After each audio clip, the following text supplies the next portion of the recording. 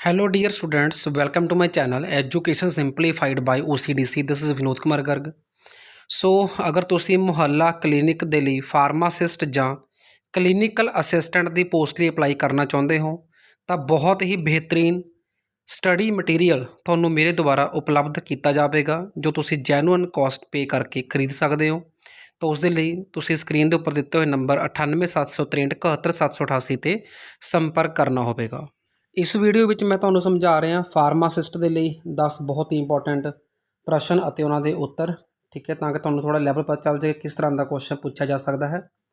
ਸੋ ਇਸ ਵੀਡੀਓ ਨੂੰ ਤੁਸੀਂ ਧਿਆਨ ਨਾਲ ਸੁਣਨਾ ਹੈ ਕਿਉਂਕਿ ਸਕਰੀਨ ਦੇ ਉੱਪਰ ਇਹਦੀ ਵਿਜ਼ਿਬਿਲਿਟੀ ਨਹੀਂ ਆ ਰਹੀ ਕਿਸੇ ਕਾਰਨ ਵਿੱਚ ਤੋਂ ਗਲਤ ਪੈਨ ਦੇ ਨਾਲ ਲਿਖਿਆ ਗਿਆ ਰੈੱਡ ਦੇ ਨਾਲ, ਤਾਂ ਉਹ ਵਿਜ਼ਿਬਿਲਿਟੀ ਘਟ ਗਈ। ਤਾਂ ਤੁਸੀਂ ਇਹਨੂੰ ਕਲੀਅਰਲੀ ਸੁਣੋ।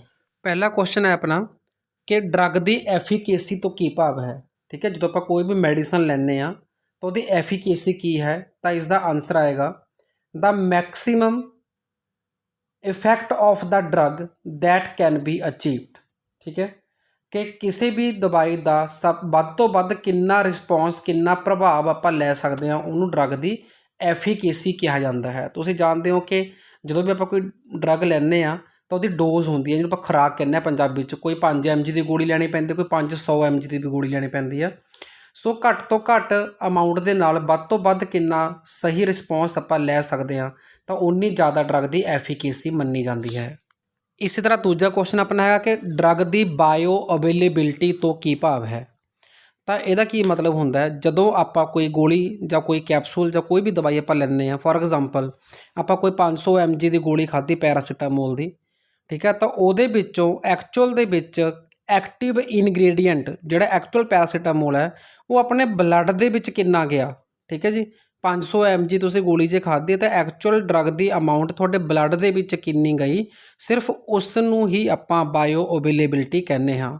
ਤਾਂ ਜਿਸ ਡਰੱਗ ਦੀ ਜਿੰਨੀ ਜ਼ਿਆਦਾ ਬਾਇਓ ਅਵੇਲੇਬਿਲਿਟੀ ਹੋਵੇਗੀ ਉਸ ਦੀ ਓਨੀ ਜ਼ਿਆਦਾ ਐਫੀਕੇਸੀ ਵੀ ਹੁੰਦੀ ਹੈ। ਮਤਲਬ ਬਾਇਓ ਅਵੇਲੇਬਿਲਿਟੀ ਜਿੰਨੀ ਜ਼ਿਆਦਾ ਡਰੱਗ ਓਨੀ ਵਧੀਆ ਮੰਨੀ ਜਾਂਦੀ ਹੈ। ਨੈਕਸਟ ਕੁਐਸਚਨ ਹੈ ਆਪਣਾ ਪੇਰੈਂਟਰਲ ਰੂਟ ਆਫ ਡਰੱਗ ਐਡਮਿਨਿਸਟ੍ਰੇਸ਼ਨ ਤੋਂ ਕੀ ਮਤਲਬ ਹੈ।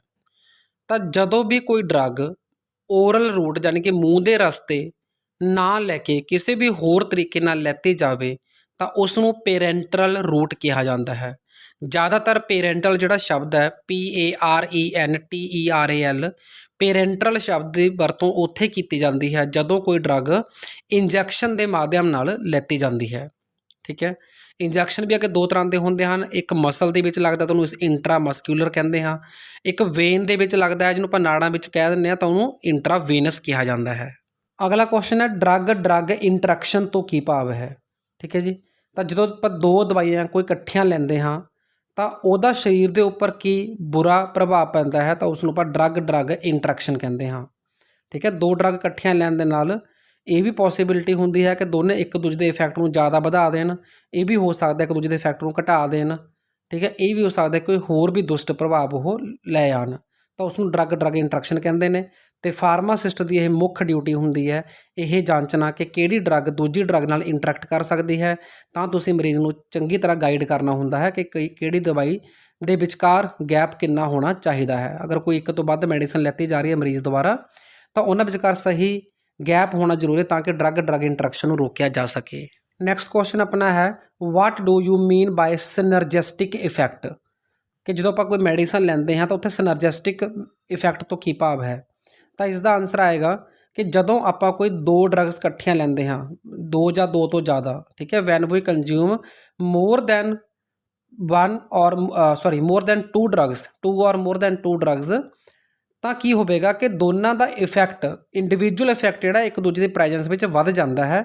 ਮਤਲਬ ਜਿਵੇਂ ਆਪਾਂ ਪੰਜਾਬੀ 'ਚ ਕਹਿੰਦੇ ਵੀ 1+1 2 ਹੋਣ ਦੀ ਬਜਾਏ 2 ਤੋਂ ਜ਼ਿਆਦਾ ਹੋ ਜਾਂਦੇ ਨੇ ਤਾਂ ਉਸ ਨੂੰ ਸਿਨਰਜਿਸਟਿਕ ਇਫੈਕਟ ਕਿਹਾ ਜਾਂਦਾ ਹੈ। ਮਤਲਬ ਇੱਕ ਡਰੱਗ ਦੀ ਪ੍ਰੈਜੈਂਸ ਵਿੱਚ ਦੂਜੀ ਦਾ ਵੀ ਅਸਰ ਵੱਧ ਗਿਆ ਅਤੇ ਪਹਿਲੀ ਦਾ ਵੀ ਵੱਧ ਗਿਆ।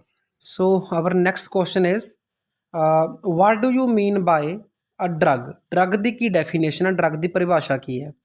ਤਾਂ ਇਸ ਦਾ ਸਹੀ ਆਨਸਰ ਆਏਗਾ ਕਿ ਐਨੀ ਸਬਸਟਾਂਸ ਐਕਸੈਪਟ ਫੂਡ, ਭੋਜਨ ਨੂੰ ਛੱਡ ਕੇ ਕੋਈ ਵੀ ਸਬਸਟਾਂਸ ਜੋ ਆਪਣੇ ਸਰੀਰ ਦੇ ਵਿੱਚ ਪਾਇਆ ਜਾਂਦਾ ਹੈ ਜਿਸ ਦਾ ਮੇਨ ਕੰਮ ਮੰਤਵ ਕੀ ਹੁੰਦਾ ਹੈ ਕਿ ਜਾਂ ਤਾਂ ਕਿਸੇ ਬਿਮਾਰੀ ਦੀ ਜਾਂਚ ਕਰਨਾ ਬੋਡੀ ਦੇ ਵਿੱਚ ਕਿਹੜੀ ਬਿਮਾਰੀ ਹੈ, ਜਾਂ ਉਸ ਬਿਮਾਰੀ ਨੂੰ ਟਰੀਟ ਕਰਨਾ ਯਾਨੀ ਕਿ ਠੀਕ ਕਰਨਾ, ਅਤੇ ਜਾਂ ਫਿਰ ਬਿਮਾਰੀ ਦੇ ਲੱਛਣਾਂ ਨੂੰ ਘੱਟ ਕਰਨਾ।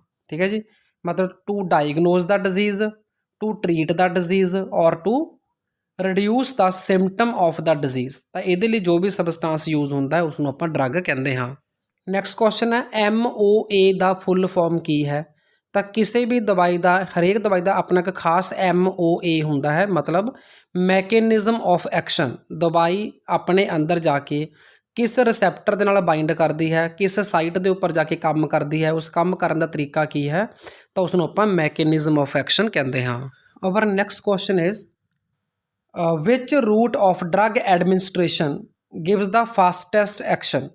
मतलब ਕਿਹੜੇ ਮਾਧਿਅਮ ਦੇ ਰਾਹੀਂ ਲੈਤੀ ਗਈ ਡਰੱਗ ਸਭ ਤੋਂ ਤੇਜ਼ੀ ਨਾਲ ਰਿਸਪੌਂਸ ਕਰਦੀ ਹੈ ਬੋਡੀ ਦੇ ਵਿੱਚ? ਤਾਂ ਇਸ ਦਾ ਆਨਸਰ ਆਏਗਾ ਇੰਟਰਾਵੇਨਸ, ਜਿਹਨੂੰ ਆਪਾਂ IV ਕਹਿੰਦੇ ਸ਼ਾਰਟ ਦੇ ਵਿੱਚ। ਤਾਂ ਇੰਜੈਕਸ਼ਨ ਜਦੋਂ ਡਾਇਰੈਕਟ ਬਲੱਡ ਦੇ ਵਿੱਚ ਲਗਾਇਆ ਜਾਂਦਾ ਹੈ ਤਾਂ ਮੈਡੀਸਨ ਸਿੱਧੇ ਤੌਰ 'ਤੇ ਬਲੱਡ 'ਚ ਜਾ ਕੇ ਆਪਣਾ ਅਸਰ ਸ਼ੁਰੂ ਕਰ ਦਿੰਦੀ ਹੈ। ਸੋ ਇਹ ਫਾਸਟੈਸਟ ਮੈਥਡ ਆਫ ਜਿਹੜਾ ਹੈਗਾ ਡਰੱਗ ਐਡਮਿਨਿਸਟ੍ਰੇਸ਼ਨ ਮੰਨਿਆ ਗਿਆ ਹੈ, ਤਾਂ ਕਿ ਜ਼ਿਆਦਾ ਤੋਂ ਜ਼ਿਆਦਾ ਐਕਸ਼ਨ ਜਲਦੀ ਤੋਂ ਜਲਦੀ ਆ ਸਕੇ।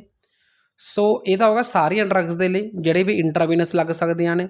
ਬਟ ਇਸ ਤੋਂ ਵੀ ਫਾਸਟ ਐਕਸ਼ਨ ਦੇ ਲਈ ਕੁਛ ਡਰੱਗਸ ਹੁੰਦੀਆਂ ਨੇ, ਜਿਵੇਂ ਕਿ ਦਿਲ ਦੇ ਮਰੀਜ਼ਾਂ ਦੇ ਲਈ ਇੱਕ ਜੀਭ ਥੱਲੇ ਰੱਖਣ ਵਾਲੀ ਗੋਲੀ ਹੁੰਦੀ ਹੈ, ਠੀਕ ਹੈ, ਕਿਉਂਕਿ ਜੀਭ ਦੇ ਨੀਚੇ ਆਪਣੇ ਬੋਡੀ ਦੇ ਅੰਦਰ ਸਭ ਤੋਂ ਵੱਧ ਬਲੱਡ ਸਪਲਾਈ ਮੰਨੀ ਗਈ ਹੈ। ਸੋ ਉੱਥੇ ਉਸ ਤੋਂ ਵੀ ਤੇਜ਼ ਐਕਸ਼ਨ ਹੁੰਦਾ ਹੈ। Question number 9 is who is the father of Indian pharmacy? India 'ਚ ਫਾਰਮੇਸੀ ਦਾ ਪਿਤਾਮਾ ਕਿਸ ਨੂੰ ਮੰਨਿਆ ਜਾਂਦਾ ਹੈ? ਤਾਂ ਇਸ ਦਾ ਆਨਸਰ ਹੈਗਾ Mohinder Lal Shroff, Mohinder Lal Shroff. Question number 10 what is the symbol of pharmacy? Pharmacy ਦਾ ਸਿੰਬਲ ਕੀ ਹੈ?